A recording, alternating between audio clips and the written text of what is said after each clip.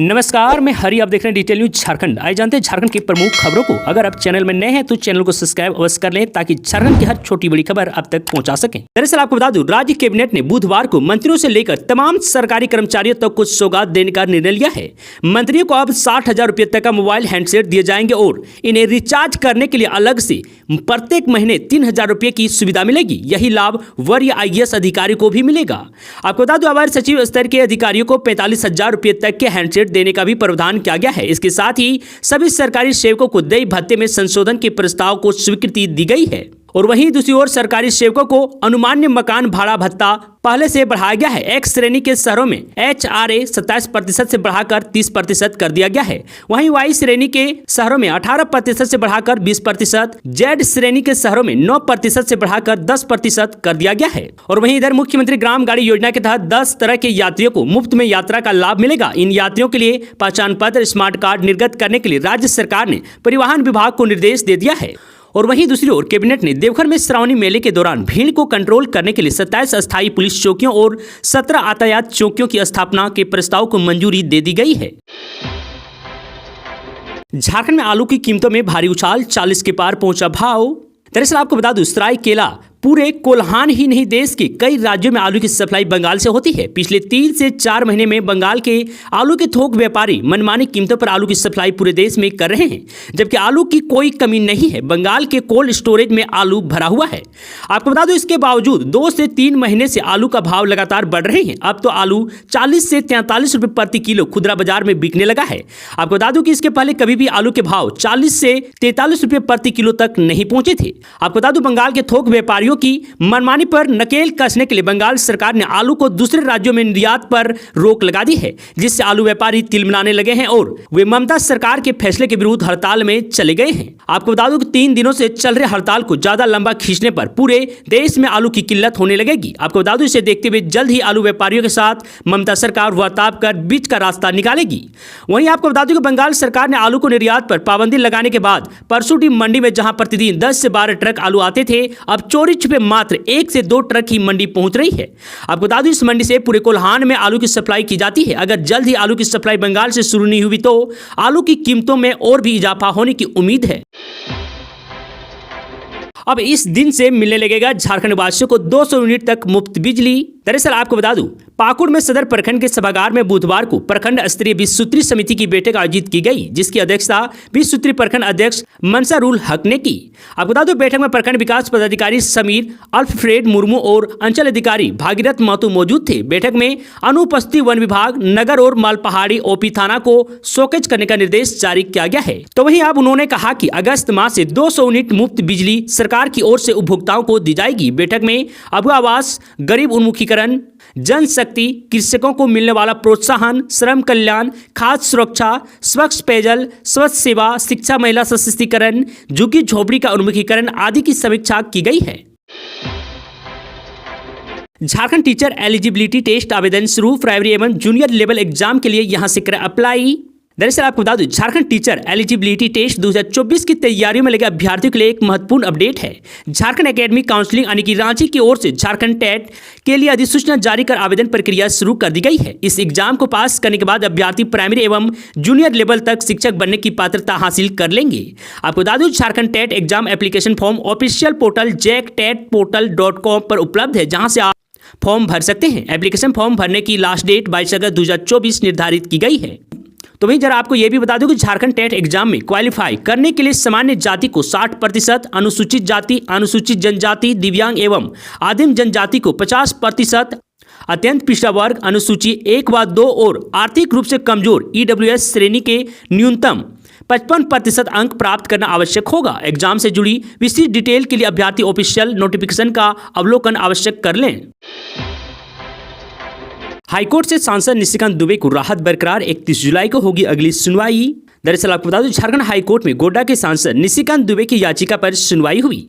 सुनवाई के दौरान अदालत ने पूर्व में पीड़क कार्यवाही नहीं करने के आदेश को बरकरार रखा। मामले में अगली सुनवाई 31 जुलाई को निर्धारित की गई है। आपको बता दूं कि निशिकांत दुबे ने धुरवा थाना में दर्ज प्राथमिकी रद्द करने के लिए हाईकोर्ट में याचिका दायर की है। 11 अप्रैल 2023 को सचिवालय मार्च के दौरान भाजपा कार्यकर्ताओं और पुलिस के साथ झड़प हो गई थी। इसके बाद पुलिस ने प्राथमिकी दर्ज कराई थी। तो वहीं आपको बता दूं कि इस मामले में सांसद निशिकांत दुबे के अलावा पूर्व मुख्यमंत्री बाबूलाल मरांडी और रघुवर दास, पूर्व केंद्रीय मंत्री अर्जुन मुंडा, चतरा के तत्कालीन सांसद सुनील कुमार सिंह, अमित मंडल, समीर उरांव सहित 41 नामजद एवं कई अज्ञात लोगों के खिलाफ प्राथमिकी दर्ज की गई थी। तो वहीं आपको बता दूं कि इसमें बाबूलाल मरांडी, अर्जुन मुंडा सहित अधिकांश आरोपों के खिलाफ पीड़क कार्यवाही पर हाईकोर्ट से रोक लगी हुई है। सुरक्षित घर वापस लौटे कैमरून में फंसे झारखंड के 27 मजदूर। दरअसल आपको बता दूं, मुख्यमंत्री हेमंत सोरेन की पहल रंग लाई। दक्षिण अफ्रीका से देश कैमरून में फंसे राज्य के 27 प्रवासी मजदूर बुधवार की सुबह सकुशल वापस लौट गए हैं। आपको बता दूं कि वे बॉम्बे मेल के जरिए पारसनाथ स्टेशन पहुंचे। स्टेशन पर जिला प्रशासन द्वारा उनका स्वागत किया गया है। आपको बता दूं, उल्लेखनीय है कि सीएम के निर्देश के बाद अधिकारियों ने त्वरित कार्रवाई करते हुए 27 प्रवासी मजदूरों की सकुशल वापसी के लिए विदेश मंत्रालय को पत्र लिखा था। उसके बाद विदेश मंत्रालय की सक्रियता से मजदूरों की वापसी संभव हो सकी है। तो वहीं सकुशल अपने राज्य लौटे सभी श्रमिक ने मुख्यमंत्री हेमंत सोरेन का आभार व्यक्त किया है। श्रमिकों ने कहा कि मुख्यमंत्री के त्वरित कार्यवाही एवं सतत प्रक्रिया से वे लोग अपने घर सकुशल लौट पाए हैं। नाबालिग से दुष्कर्म और हत्या के दोषी को आजीवन कारावास की सजा। दरअसल आपको बता दूं, पॉक्सो मामले के विशेष न्यायाधीश आसिफ इकबाल की अदालत ने प्रेम प्रसंग में नाबालिग से दुष्कर्म कर हत्या करने के दोषी सुखराम होरो को बुधवार को आजीवन कारावास की सजा सुनाई है। अदालत ने उसे 20,000 रुपये का जुर्माना भी लगाया है। जुर्माने की राशि नहीं देने पर उसे अतिरिक्त 1 साल की और जेल काटनी होगी। अदालत ने उक्त आरोप में 19 जुलाई को दोषी करार दिया था। अभियुक्त सुखराम होरो का DNA मैच किया था, जिसके आधार पर ही अदालत ने उसे दोषी पाकर सजा सुनाई है। तो वहीं आपको बता दूं कि यह मामला लपुंगा थाना क्षेत्र में 23 जुलाई 2022 को 15 साल की नाबालिग से दुष्कर्म के बाद उसकी हत्या कर दी गई थी। उसकी लाश लपुंगा थाना के जामकेल गांव के एक झाड़ी में बरामद की गई थी। मामले में ट्रायल फेस कर रहा 3 आरोपित राहुल होरो, रोशन होरो एवं पवन होरो को साक्ष्य के अभाव में बरी कर दिया गया है। झारखंड में चुनाव से पहले शुरू हुआ खेला, इन सीटों पर मुस्लिम मतदाताओं के बढ़ने का इल्जाम।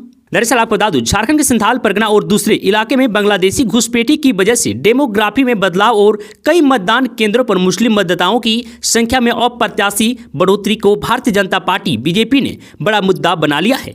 पार्टी के एक प्रतिनिधिमंडल प्रदेश अध्यक्ष बाबूलाल मरांडी की अगुवाई में बुधवार को नई दिल्ली में भारत के मुख्य निर्वाचन आयुक्त से मुलाकात कर उन्हें इस संबंध में एक ज्ञापन सौंपा और मतदाताओं की संख्या में अचानक से हुई भारी बढ़ोतरी की जांच कराने की मांग की है।